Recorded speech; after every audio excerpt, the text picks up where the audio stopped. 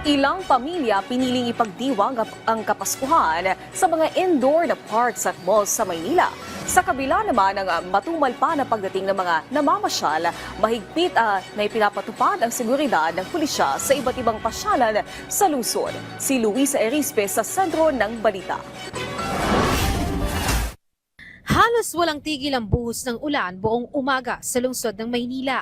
Pero dahil kinaugalian na ng ilang Pinoy na mamasyal tuwing Pasko, marami ang hindi nagpatinag sa ulan at dumiretso na lang sa mga indoor na parke at malls sa Maynila.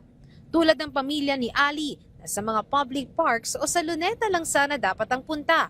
Pero nauwi sila sa Manila Ocean Park na isa ring kilalang parke sa Maynila dahil dito raw safe sa ulan ang mga bata.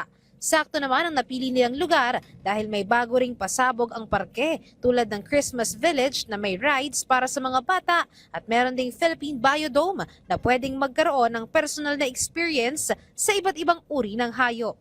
Akala ko hindi matutuloy tayo, basta nga kami. Kaso para siyempre yung family maging masaya, tinuloy pa rin talaga namin. Maganda pa rin naman, importante naman yung mga bata Hindi lang indoor parks ang naging puntahan ng mga naghahanap ng galaan ngayong Pasko. Marami rin ang maagang pumila sa malls para naman manood ng sine. Tulad nila Shaira na alas 9 pa lang ng umaga nakapila na sa labas ng mall. Gusto kasi nilang maagang makapanood ng mga pelikula ng Metro Manila Film Festival. Mamamasyal po kasama po yung pamilya ko, tapos yung anak ko. Tapos manonood po kami ng sine. Pag open kasi ng sine, ma'am, di ba maraming MMFF na entry. Kaya maaga kaming pumunta rin dito, ma'am.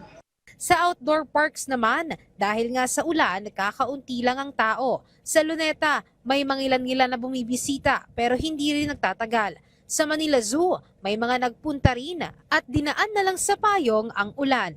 Pag kinabukasan po, uwi na rin po kami. Kaya kahit maulan ngayon, punta pa rin po kami. Hindi naman kayo nag-alala, baka magkasakit yung mga Yun nga din po. May dala naman po kaming payong. Nag-ready naman po. Tsaka gusto na naman din po nila, kaya talagang pinursige na rin po namin kahit maulan. Sabi ng Manila Police District, inaasahan talagang ngayong araw, marami ang pupunta sa mga pasyalan sa lungsod. Kaya ito ang babantayan nila ngayong Pasko. Tulad kahapon, nasa 1,000 hanggang 2,000 pa rin na mga pulis ang nakadeploy sa buong lungsod. Yes, lahat ng mga places of convergence talaga meron tayong mga deployment dyan. Doon sa mga lugar na talagang maraming tao, meron tayong mga ibiniblend doon ng mga naka-plainclothes na mga police din natin para i-monitor yung mga iba pa na maaaring gumawa ng krimen. Luisa Erispe para sa Pambansang TV sa Bagong Pilipinas.